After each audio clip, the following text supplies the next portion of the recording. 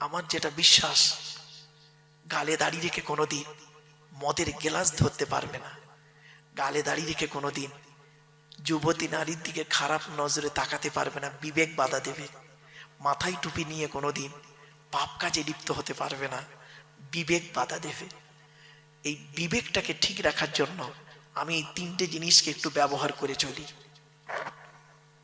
এ মুসলমান, আমিনপুরের মানুষ, নামটা খুব সুন্দর, কিন্তু আমিনপুর কে নাম রেখেছিল জানি না। আমিন মানে কবুল হয়ে গেছে, পুর মানে গ্রাম, মানে এই গ্রামের লোকের কথা সব কবুল করে নিয়েছে আল্লাহ। বাবাজি, নামের বড়াই করো না কো, নাম দিয়ে কি হয়, নামের মাঝে পাবে না কো নামের পরিচয়। কি বুঝতে পারছেন কথাটা? নামের বড়াই করো না কো, নাম দিয়ে কি হয়, নামের মাঝে পাবে না কো নামের পরিচয়। মতি ঝিলে মতি নাই, মতি কোথায় রয়, মতি ঝিলে মতি নাই, মতি কোথায় রয়। ঢাকা শহর খোলা থাকে, ঢাকা নাহি হয়। নাম তার ঢাকা শহর, সব সময় খোলা। নাম মতিঝিল, গিয়ে দেখবেন খালি পায়খানা ভর্তি, বাঁশ বাগান। বাপেরা, বাস্তব কথা বললাম, চল এগিয়ে যাই, অসুবিধা হচ্ছে না তো? চলো। এরপরে আসছি আরেকজন ব্যক্তির উক্তি দিচ্ছি, লোকটার নাম শোনো। 2000, আজ থেকে 2600 বছর আগে লোকটা এসেছিলেন। কত কত কত 2600 বাপ, মানে প্রায় 2500 বছর আগে লোকটা এসেছিলেন পৃথিবীতে। লোকটার নাম ছিল গৌতম বৌদ্ধ, বৌদ্ধ ধর্মের প্রবর্তক। সিদ্ধার্থ থেকে গৌতম বৌদ্ধ হয়েছিল। উনি কি বলছে শুনবেন? উনি ওনার শিষ্যদেরকে একদিন বলছেন, আমার শিষ্যরা শোনো, আমার পরে একজন মানুষের আগমন ঘটবে, যার নামের প্রথম অক্ষর হবে মো, মো, শেষের অক্ষর হবে দ। তার নাম হবে মুহাম্মদ। আরবের মরুভূমি এলাকায় জন্ম হবে। আর মুহাম্মদ বাল্যকালে পিতামাতা হারা হবে। আর সেই মুহাম্মাদের চরিত্র যদি একটা পাল্লাই রাখা হয়, আর পৃথিবীর মানুষের চরিত্র যদি অপর পাল্লাই রাখা হয়, আমি গৌতম বৌদ্ধ বলে যাচ্ছি, মুহাম্মাদের চরিত্রের পাল্লাটা ভারী হয়ে যাবে। কথা আছে। আরেকজনের উদাহরণ দেবো, অসুবিধা হচ্ছে আপনাদের না? আরেকজনের উদাহরণ দিচ্ছি, চলো। বইটার নাম হলো দি 100। কি বললাম বাবা? ওর বাংলা হলো 100 জন মনীষীর জীবনী। বইটার নাম হলো 100 জন মনীষীর জীবনী। আপনাদের বইটা কিনতে বলছি, আপনার বইটা কিনবেন, যেখানে পাবেন, বাংলায় বের হয়ে গেছে। হ্যাঁ হ্যাঁ হ্যাঁ, এই এখানে বইয়ের দোকানে পাবেন। এই যে কোনো কেতাব, মুসলিম কেতাবের দোকান আছে, ওদেরকে বলবেন, এই মাদ্রাসার লাইব্রেরি যেখানে আছে ওখানে কেতাব দোকান আছে, বলবেন 100 মনীষীর জীবনী। বইটার নাম দি 100। লোকটা, লেখকের নাম কি? Michael H heart. উনি একজন খ্রিস্টান, মুসলমান নন।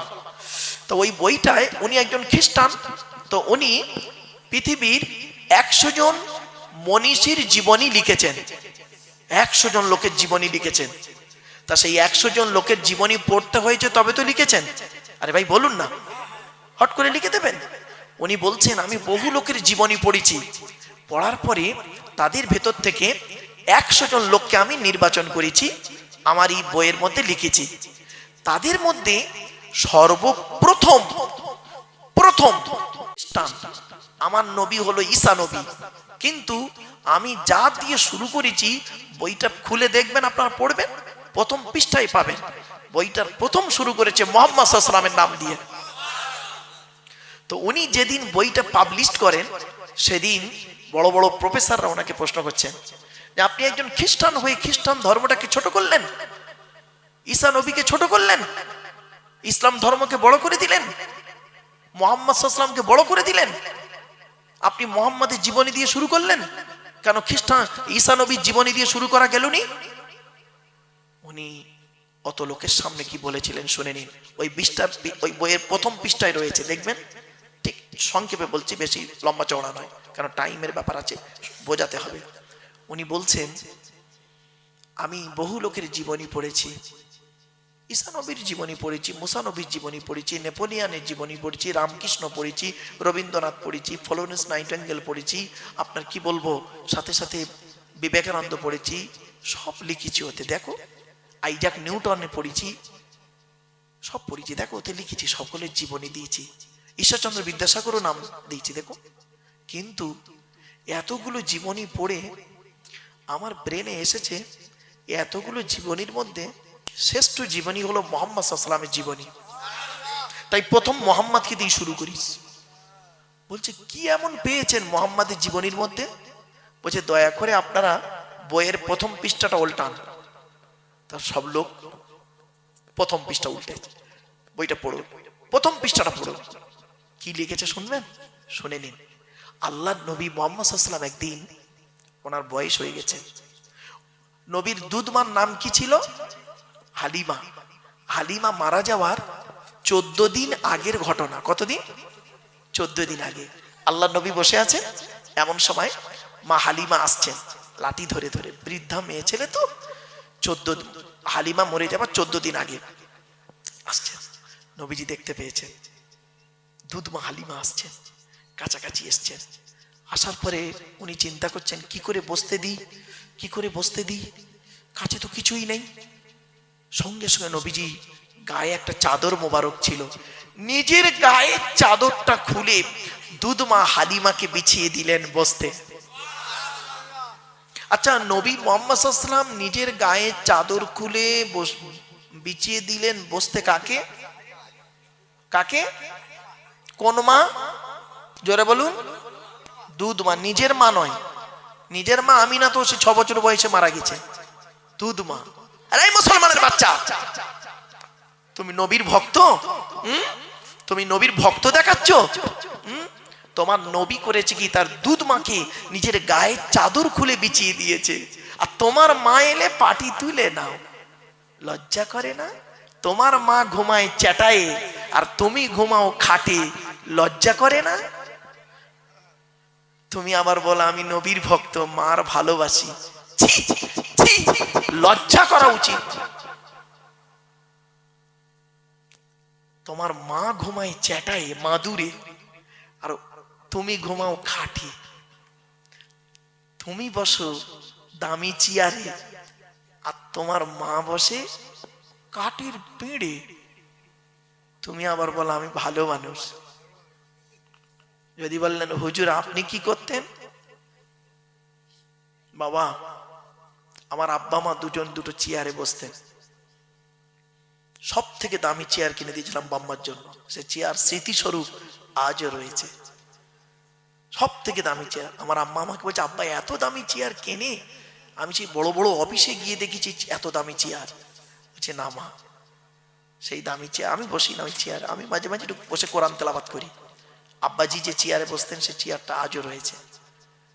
শুনে আচ্ছা, এই কথাটা আমি মাকে বলেছিলাম, আব্বাকে বলেছিলাম।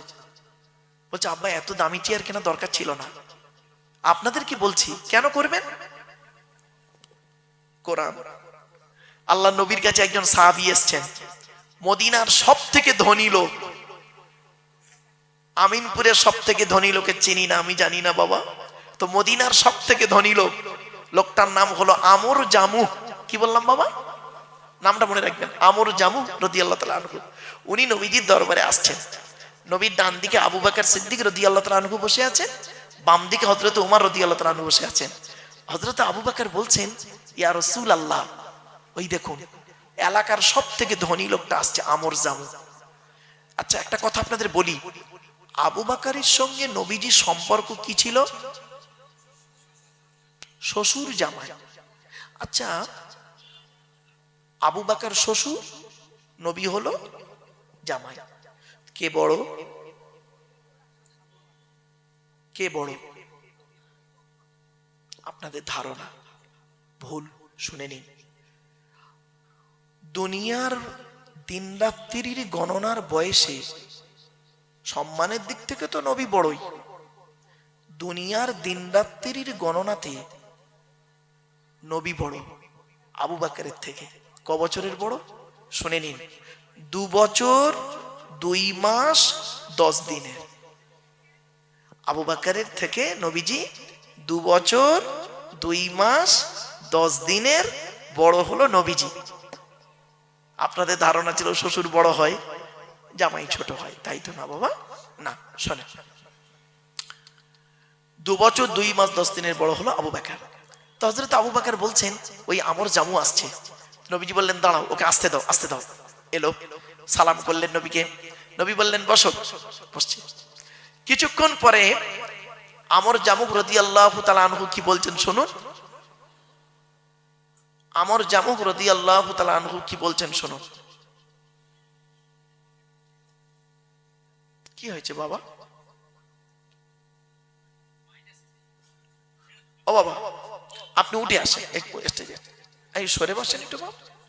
থাক থাক থাক থাক থাক, ছেড়ে দেন, ছেড়ে দেন। ও বাবা, একটা কথা বলি, আল্লাহ বলছেন তোর অঙ্গগুলো সব ভালো দিয়েছি, তোর অঙ্গগুলো ভালো দিয়েছি, তুই আল্লাহকে শুকরিয়া আদায় কর। কত মানুষ আছে কানে শুনতে পায় না, মুখে বলতে পারে না, চোখে দেখতে পায় না। আল্লাহ তো আপনার সব ভালো দিয়েছে, শুকরিয়া আদায় করুন আল্লাহর কাছে। চলো এবার আমর জামুক রাদিয়াল্লাহু তাআলা আনহু কি বলছেন শুনুন। ইয়া রাসূলুল্লাহ, আল্লাহ আমাকে অনেক টাকা দিয়েছে, অনেক অর্থের মালিক করেছে, তো টাকা পয়সা কোথায় ব্যয় করে গেলে আল্লাহ খুশি হবে যদি একটু বলতেন, তাহলে সেই জায়গায় টাকা পয়সা একটু ব্যয় করে চলে যেতাম মরণের আগে। আচ্ছা, ওনার উদ্দেশ্যটা ভালো না খারাপ? ভালো কথা, যে মরে যাওয়ার আগে টাকা পয়সাগুলো সেখানে ব্যয় করে চলে যাব। ব্যাস, উনি বলে বসে আছেন, কোরআনের আয়াত নাজিল হচ্ছে। এই আয়াতটা তখন নাজিল হলো ওনাকে কেন্দ্র করে। শুনে নিন, একটা কথা বলি আপনাদের, নবীর সাহাবীরা নবীকে জীবনে 17টা প্রশ্ন করেছে। কটা কটা কটা? 17টা এ কোরআনে আছে। আর বাকি যত প্রশ্ন করেছে ইহুদি, নাসারা, খ্রিস্টান, বেঈমান, মুশরিকরা, সাহাবীরা নবীকে প্রশ্ন করেছে জানার জন্য 17টা মোট। কটা? এটা মাথায় রাখবেন, 17টা প্রশ্ন করেছে মোট, কোরআনে আছে। ব্যাস, উনি বললেন টাকা পয়সা কোথায় ব্যয় করলে আল্লাহ খুশি হবে একটু বলে দিন নবীজি। নবীজি চুপ করে আছেন। জিবরাইলকে আল্লাহ বললেন জিবরাইল চলে যাও। জিবরাইল এলেন, কোরআনের আয়াতটা নাজিল হয়ে গেল। কি? ইয়াসআলুনাকা মাযা ইউনফিকুন কুল মা আনফাকতুম মিন খায়রিন ফালিল ওয়ালিদাইনি ওয়াল আকরাবিন। 2 নম্বর পারার 12 নম্বর পৃষ্ঠা 13 নম্বর লাইন, সূরার নাম সূরা বাকারা। নবী, তোমাকে ওরা প্রশ্ন করছে টাকা পয়সা কোথায় ব্যয় করলে আল্লাহ খুশি হবে। নবী, তুমি বলে দাও টাকা পয়সা সর্বপ্রথম তোমরা তোমাদের বুড়ো বুড়ি বাপ আর মায়ের পিছনে ব্যয় করবে, আল্লাহ খুশি হয়ে যাবে। সর্বপ্রথম টাকা পয়সা কার পিছনে ব্যয় করতে বললো? বল বল বল বলো। বাপ মার পিছনে। আর আপনি কি করেছেন? মায়ের ওষুধ কেনার পয়সা দেয় না, শাশুড়ির হজে নিয়ে যাচ্ছে জামাই, শাশুড়ির হজে নিয়ে যাচ্ছে জামাই। শুনে নিন, আগে চলে যাচ্ছেন নাকি ভাই? চলে যাচ্ছে? শাশুড়ির হজে নিয়ে যাচ্ছে জামাই। আগে ভালো জামাই ছেলে হন, আগে আপনারা ভালো ছেলে হন, পরে ভালো জামাই হবে। আমরা ভালো জামাই হতে পেরেছি, ভালো ছেলে হতে পারিনি। বললাম, আমার শ্বশুর আমাকে কি বলে জানেন? আমার জামাই খুব ভালো। আমার শাশুড়ি আমাকে কি বলে জানেন? আমার জামাই খুব ভালো। আর আমার জন্মদাতা বাপটা কি বলে শুনবেন? জন্মদাতা বাপটা, ও জন্ম দিয়ে পাপ করেছি। পেটে ধরা মাটা কি বলে শুনবেন? ওকে পেটে ধরে পাপ করেছি। কেন? যে মা ছোটবেলায় আমাকে আপনাকে কোলে করে আদরের চুমা দিল, কি এমন কাজ করলেন, কার মাধ্যমে করলেন যে সেই মার বাপ আর আব্বা বলে ডাকে না? শুনে নিন, 75 বছরের বুড়ো বাপটা যদি একবার 50 বছরের ছেলেটাকে আব্বা বলে একবার ডাকে, 75 বছরের বুড়ো বাপের আব্বা ডাকটা হলো আল্লাহর আরশে আজিমের ডাক। কি ভাবলেন? চলো, তো মোহাম্মদ সাল্লাল্লাহু আলাইহি ওয়াসাল্লাম করেছেন কি, ভুলে গেছেন নাকি? গায়ের চাদরটা খুলে বিছিয়ে দিয়েছেন। মা হালিমা বসেছেন। বসার পরে নবীজি জিজ্ঞাসা কেমন আছেন না আছেন সব জিজ্ঞাসা হচ্ছে। মা হালিমা কি বলছে শোনো, বাবা মোহাম্মদ আর মনে হয় বেশি দিন বাঁচবো না, বয়স হয়ে গেছে তো। তা বাবা একটা প্রশ্ন তোমাকে করব, একটা প্রশ্নের জন্য আমি এসছি বাপ তোমার কাছে। কি মা? বলি এই প্রশ্নটা আমার সারা জীবন কুরে কুরে খাচ্ছে। কি প্রশ্ন বলুন না? বলছে বাবা তোমার মা আমিনা, তোমার মা আমিনা যেদিন তোমাকে আমার কোলে দিল দুধ পান করানোর জন্য, সেই দিন থেকে বাবা তুমি যতদিন আমার দুধ খেয়েছো, ডান দিকের স্তনটা তুমি খেতে, বাম দিকেরটা কোনোদিন খাওনি কেন? কি আশ্চর্য শোনেন, ডান দিকেরটা খেতে বাম দিকেরটা খেতে না। আমি অনেকবার চেষ্টা করেছি বাম দিকের স্তনটা গালে দিতে, তুমি মুখ বন্ধ করে নিতে। আমি একদিন তোমার বাপ হারেস, নবীর দুধ বাপের নাম কি? হারেস, মানে হালিমার স্বামী। একদিন হারেসকে বললাম, প্রাণের স্বামী এত বাচ্চার দুধ খাইয়েছি, এই বাচ্চাটা ব্যতিক্রম। প্রত্যেক বাচ্চা ডান দিক বাঁ দিক দুটো খায়, আমরা খাইনি, কিন্তু এই বাচ্চাটা ব্যতিক্রম মোহাম্মদ, এ ডান দিকটা খায় বাম দিকটা খায় না। কি বলছো? বলছে হ্যাঁ সত্য কথাই বলছি। সেই দিনে হালিমার স্বামী বলেছিলেন, হালিমা এ বাচ্চা জাতা বাচ্চা নয়, এ বাচ্চা জাতা বাচ্চা নয়। ব্যাস। তো বাবা একটু বলবে? নবীজি শুনে পুরো চুপ। কিছুক্ষণ পরে বলছে, মা আল্লাহ, আমার আল্লাহ আপনার বাম দিকের স্তনটা খাওয়াইনি তাই খাইনি, ডান দিকেরটা খাইয়েছে তাই খেয়েছি। বলছে বাবা ওটা তো লাস্ট কথা, কারণটা কি? মারাত্মক জিনিস। বলছে শুনুন, ডান দিকের স্তনটা আমি পান করতাম, আর বাম দিকের স্তনটা আমার দুধ ভাই আব্দুল্লাহ, আপনার পেটের ছেলে, আমার দুধ ভাই, ও বাম দিকটা খেত। আমি যদি সাধারণ ছেলেদের মতো ডান দিক বাম দিক দুটোই খেতাম, তাহলে ভাইয়ের হক মারা হতাম। মোহাম্মদকে আল্লাহ কোনোদিন মায়ের পেট থেকে ভাইয়ের হক মারতে পাঠায়নি। এই ঘটনাটা লেখা আছে। আর আপনি কি করেছেন? লজ্জা করে না?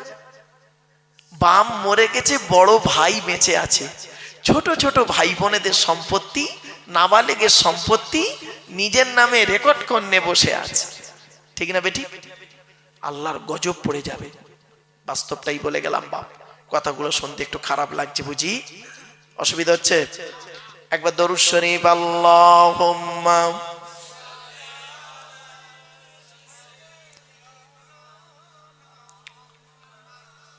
ওয়া আলা আলি সাইয়্যিদিনা।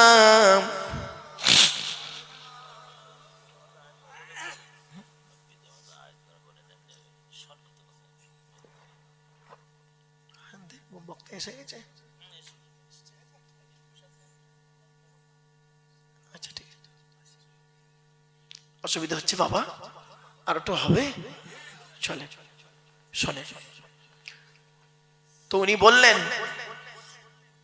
বললেন যে তোমরা প্রথম পৃষ্ঠাটা খুলে দেখো, তাহলে যে মানুষের জীবনীতে এইরকম পাওয়া যায়, সেই মানুষের জীবনী দিয়ে প্রথমে লিখবো না, তা কার জীবনী দিয়ে শুরু করব?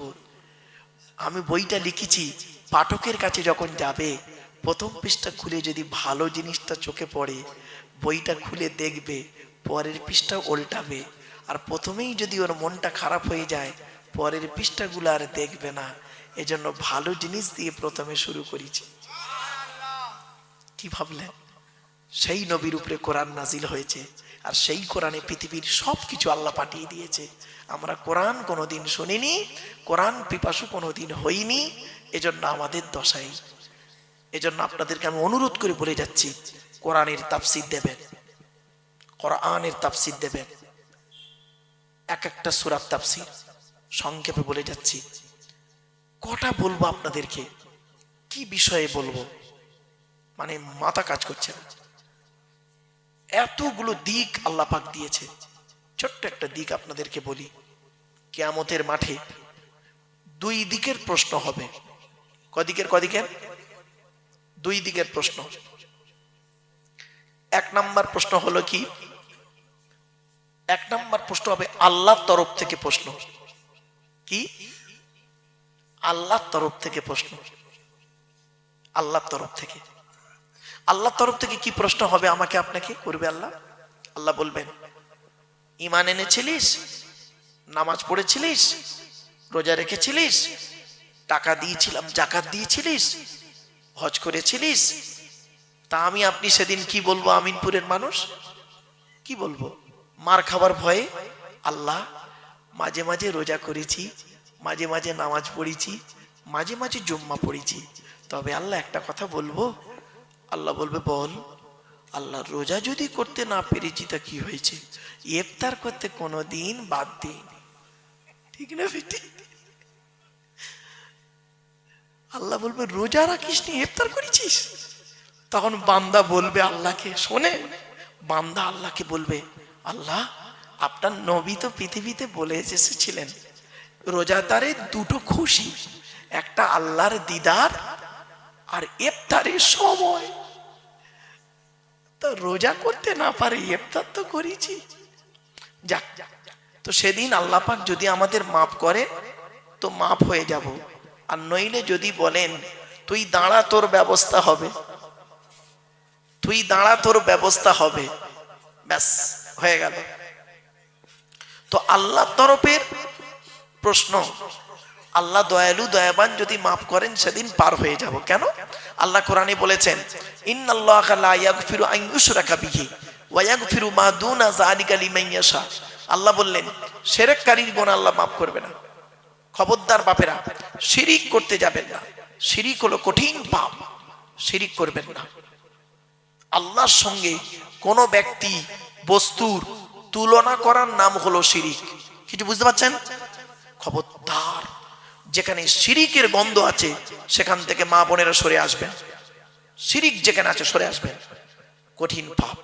ওয়ায়াগফিরু মা দুনা যালিকা লিমান ইয়াশা, অন্য গুনাহ আল্লাহ মাফ করলে করতে পারেন। তো আল্লাহর তরফের প্রশ্ন, আল্লাহ যদি মাফ করেন সেদিন আমরা পার হয়ে যাব, আল্লাহর তরফ থেকে খালাস হব। ধরা আমরা পড়বো, এখানে যত বসে আছি, দাঁড়িয়ে আছি, জলসা কমিটি, বক্তা, শ্রোতা সব ধরা পড়বো আমরা বান্দার তরফের প্রশ্ন। বান্দার তরফ থেকে আল্লাহ 10 রকম প্রশ্ন করবে। কটা? এখানে যারা বসে আছেন ভালো করে শুনে নিন এই 10টা প্রশ্ন। আজকের বাড়ি যাবেন, বাড়িতে গিয়ে এই 10টা প্রশ্নের উত্তর খুঁজে বের করবেন। যদি উত্তর খুঁজে পান, মনে মনে সকালবেলা উঠে বলবেন, ইনশাআল্লাহ আমি জান্নাতি। আর যদি উত্তর না পান, মরণ পর্যন্ত এই 10টা প্রশ্নের উত্তর খুঁজে বের করবেন। বলে গেলাম 10টা কি, শোনো। 1 নাম্বার, কিয়ামতের মাঠে প্রথম প্রশ্ন আল্লাহ করবে আমাকে আপনাকে, এদিকে আয়। স্বামী হিসাবে পৃথিবীতে কতটা দায়িত্ব পালন করেছিস বল। কি হিসাবে? এখানে অনেক স্বামী বসে আছেন।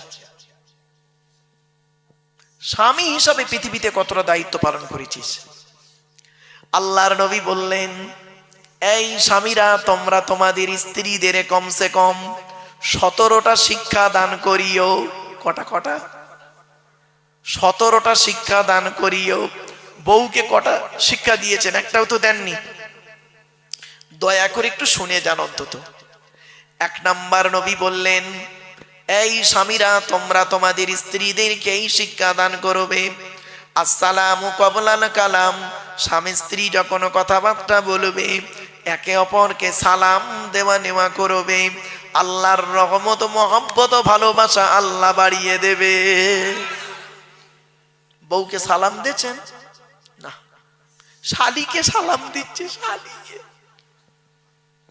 দুই নম্বরে বলা হলো, এই স্বামীরা তোমরা তোমাদের স্ত্রীদেরকে এই শিক্ষা দান করবে, তারা যেন কোনোদিন কাবা শরীফের দিকে মুখ করে কোনোদিন থুতু যেন না ফেলে। ও নিজে পান তেরেঙ্গা খৈনি গুটকা খেয়ে কোন দিকে থুতু ফেলে আল্লাহই ভালো জানে, বউকে বলবে কেমন করে। তিন নম্বরে বলা হলো, এই স্বামীরা তোমরা তোমাদের স্ত্রীদেরকে এই শিক্ষা দান করবে, তারা যেন কোনোদিন কাবা শরীফের দিকে মুখ করে কোনোদিন পেশাব পায়খানা যেন না ফেরে। ও নিজে কোন দিকে মুখ করে পেশাব পায়খানা ফেরে তার কোনো ঠিক নেই। চার নম্বরে বলা হলো, তোমরা তোমাদের স্ত্রীদেরকে এই শিক্ষা দান করবে, তারা যেন কোনোদিন কাবা শরীফের পেছন ফিরে যেন পেশাব পায়খানা যেন না ফেরে।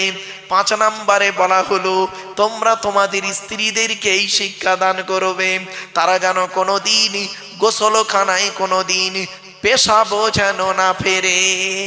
কিছু বুঝতে পারছেন? আমার কথা বুঝতে পারছেন তো? বুঝতে না পারলে বলবেন।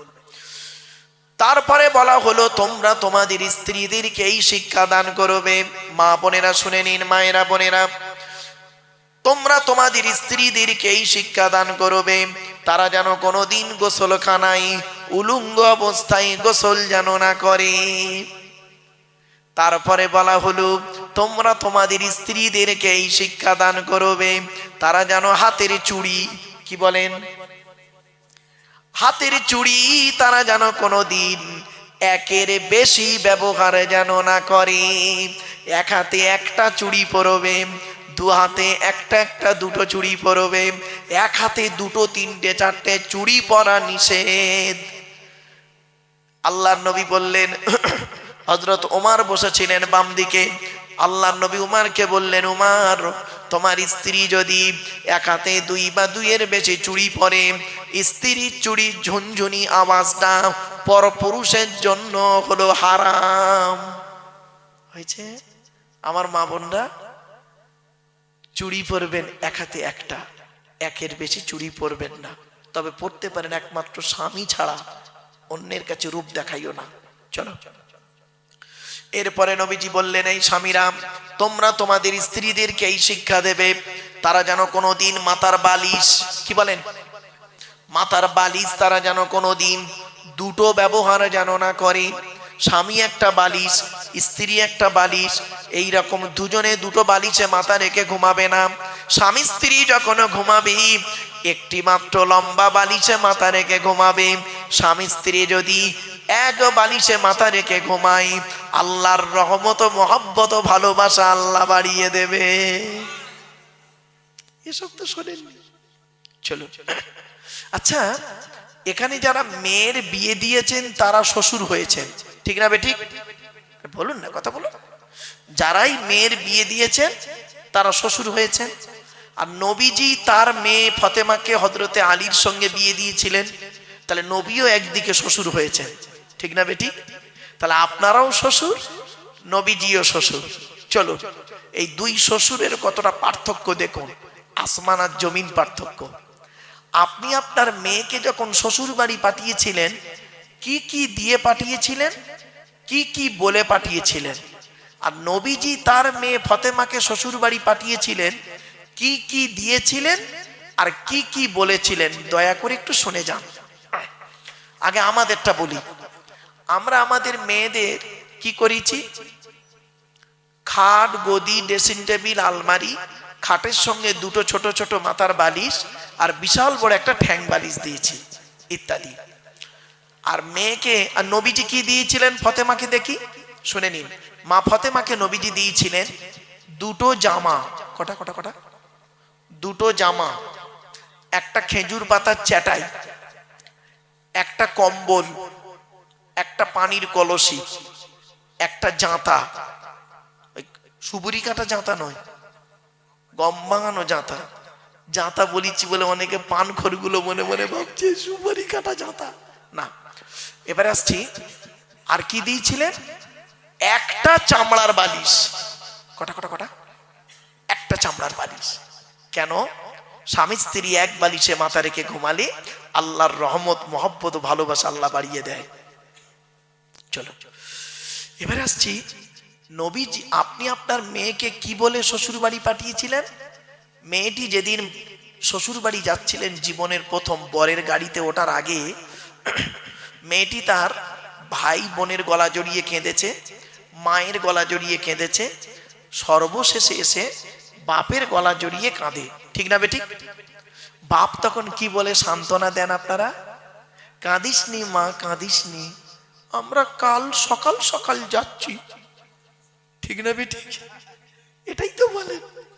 আর নবীজি কি বলেছেন শুনুন, চমকে যাবেন। আমার মা বোনেরা সব শুনছে, হ্যাঁ মা বোনেরা শুনে নিন। নবীজি কি বলেছিলেন? নবীজির বেটি ছোট মেয়ে ফতেমা যখন শ্বশুর বাড়ি যাচ্ছিলেন, আলীর বাড়িতে জীবনের প্রথম যাচ্ছেন, নবীকে ফতেমা বলছেন, আব্বা জান আজ আমি শ্বশুর বাড়ি যাচ্ছি, মা তো বেঁচে নেই, আপনি আমার আব্বা, আপনি আমার মা, আজ শ্বশুর বাড়ি যাচ্ছি আব্বা, কিভাবে চলবো আপনি বলে দিন। নবীজি একটা কথা বললেন, মা বোনেরা শুনুন, একটা কথা বললেন, ফতেমা, ফতেমা, আলীকে দ্বিতীয়বার ডাকতে যেন না হয়। কি বললো? কি বললো? আলীকে দ্বিতীয়বার ডাকতে যেন না হয়। তার মানে কি? এক ডাকে সাড়া দেবে, এক ডাকে সাড়া দেবে। তো মা ফতেমা বললেন, জি আব্বা জান, আমি স্মরণ রাখবো কথাটা মরণ পর্যন্ত। ব্যাস, মা ফতেমা যতদিন বেঁচে ছিলেন হযরতে আলীর এক ডাকে সাড়া দিতেন। একদিনের একটা ছোট্ট ঘটনা শুনে নিন, চমকে যাবেন। দেখুন, হযরত আলী একদিন নবীজির দরবার থেকে বাড়ি আসছে, অনেক রাত হয়ে গেছে, হাসান হুসাইন বাড়িতে আছে, বাচ্চা বাচ্চা ছেলে। হযরত আলী রাস্তা দিয়ে আসছে আর মনে মনে ভাবছে, হিস, আজকের এত রাত করে ফেললাম, ঠিক হলো না। ফতেমা জেগে আছে, হাসান হুসাইন বাচ্চা দুটো আছে। লজ্জিত ভাবে এসেছে বাড়িতে, এসে দরজায় ওই বালাটা আস্তে করে নাড়া দিচ্ছে, দিয়ে হালকা আওয়াজে ফতেমা একবার ডেকেছে। সঙ্গে সঙ্গে মা ফতেমা লাব্বাইক বলে দরজা খুলে দিয়েছে।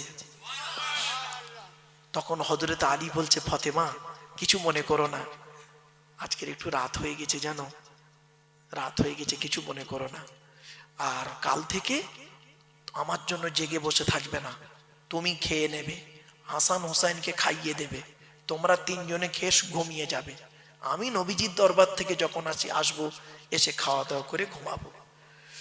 কথাটা শোনার পরে মা ফতেমা কি বলেছিল জানেন? শুনে নিন আমার মা বোনরা, ভালো করে শুনে নিন। মা নবীজির বেটি ফতেমা কি বলেছিলেন শুনে নিন। এটা হলো আমার মায়ের স্বভাব, বাপের অর্ডার, মায়ের স্বভাব, বাপের অর্ডার। হযরত আলী চমকে গেলেন, আচ্ছা মায়ের স্বভাব বাপের অর্ডারটা কি? তা বলছে, আমার মা খাদিজা, আমরা হলাম 7 ভাই বোন। ক ভাই বোন? নবী 7টা ছেলে মেয়ে, 3টে পুত্র সন্তান, 4টে কন্যা সন্তান। তো আমরা হলাম 7 ভাই বোন। 3 ভাইকে আল্লাহ বাল্যকালে ডেকে নেয়, 4 বোন জয়নাব, রুকাইয়া, উম্মে কুলসুম, আমি ছোট মেয়ে ফতেমা। আমি ফতেমা আমার মা খাদিজাকে আমি নিজে চোখে দেখেছি, আমি নিজে চোখে দেখেছি আমার মাকে। কি? আমার মা আমাদের 4 বোনকে খাইয়ে শুইয়ে দিয়ে আমার মা খাদিজাকে দেখেছি আব্বাজান যতক্ষণ না বাড়ি ঢুকতেন ততক্ষণ পর্যন্ত ঘুমানো তো দূরের কথা, খেতেন না, দরজা লাগিয়ে দাঁড়িয়ে দাঁড়িয়ে আল্লাহর কোরআন তেলাওয়াত করতেন, আল্লাহ আল্লাহর জিকির করতেন। যত রাত হোক না কেন আমার আব্বাজান যখন বাড়ি ঢুকতেন, আব্বাজান খালি একবার ডাকতেন, একবার খাদিজা বলে ডাকতেন, একবার খাদিজা বলে ডাকতেন, সঙ্গে সঙ্গে আমার আম্মাজানকে দেখেছি লাব্বাইক ইয়া রাসূলুল্লাহ বলে দরজা খুলে দিতেন। এই অভ্যাসটা আমি মায়ের থেকে শিখে নিয়েছি। আপনার মেয়ে আপনার জামাইয়ের জন্য করে, আসলে আপনার বউ তো আপনার জন্য করে না, তা আপনার মেয়ে করবে কি করে? ডাইসটাই তো খারাপ, ডাইসটাই তো খারাপ। বাড়ি থেকে ভাববেন মা বোনেরা, খালি নাম ফতেমা দিলে হয় না, নাম রোকেয়া দিলে হয় না, নাম খাদিজা দিলে হয় না, কাম করা লাগে। ঠিক না বেটি? চলো, তারপরে বলছে বাপের অর্ডারটা কি? বলছে যেদিন আমি আপনার বাড়িতে আসি সেই দিন আমার আব্বাজান বলেছিলেন আলীকে দ্বিতীয়বার ডাকতে যেন না হয়, তা আমি মরণ পর্যন্ত চেষ্টা করে যাব আপনার এক ডাকে সাড়া দিতে। জোরে বলুন সুবহানাল্লাহ। আমার মায়েরা বোনেরা, স্বামী কি জিনিস, স্বামী কি জিনিস সেই দিন বুঝতে পারবেন যেদিন স্বামী আপনার পৃথিবী ছেড়ে চলে যাবে। বাপের বাড়িতেও ঠাঁই নেই, ছেলের ঘরেও আশ্রয় নেই, মেয়ের ঘরেও জায়গা নেই, স্বামীর বাড়িটাই হলো তোমার বাড়ি। মনে রেখো, স্বামীকে গালি দিয়ে, স্বামীকে অপমান করে তুমি শান্তি থাকতে পারবে না। শুনে নিন, একজন পুরুষ চারজনকে খুশি করলে জান্নাতি। হে পুরুষ, তুমি তোমার রব আল্লাহকে খুশি করো, অর্থাৎ কোরআন মোতাবেক জীবন যাপন করো। 2 নাম্বার, হে পুরুষ, তুমি তোমার নবীকে খুশি করো, হাদিস মোতাবেক জীবন যাপন করো।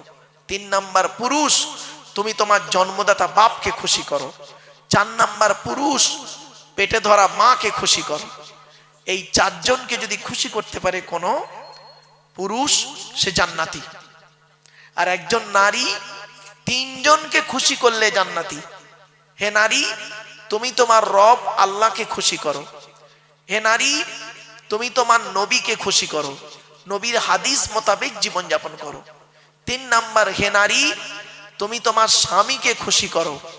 কোন হকের উপরে কোন স্বামী যদি তার স্ত্রীর উপরে নারাজ থাকে, আল্লাহ নারাজ হয়ে যাবে। মা বোনেরা বলে যাচ্ছি, শুনে নিন। নবীজি বললেন কয়েক শ্রেণীর নারী হলো জাহান্নামী, নামাজ পড়ে রোজা রেখে কোরআন পড়ে জাহান্নামে যাবে। কয়েক শ্রেণীর নারী কে কে? 1 নাম্বার, ওই নারী যে নারী নামাজ পড়ে রোজা রাখে, হজও করেছে, কিন্তু স্বামীর সঙ্গে যখন কথা বলে মেজাজ দিয়ে কথা বলে, ওই নারী নামাজ রোজা ইবাদত কবুল হবে না। 2 নাম্বার হলো ওই নারীর প্রতি আল্লাহর গজব পড়বে যে নারী স্বামীর দুর্নাম বদনাম অন্যের কাছে করে বেড়ায়। 3 নাম্বার হলো ওই নারী যে নারী স্বামী থাকতে অন্য পুরুষের সঙ্গে পরকীয়ায় লিপ্ত হয়। 4 নাম্বার হলো ওই নারী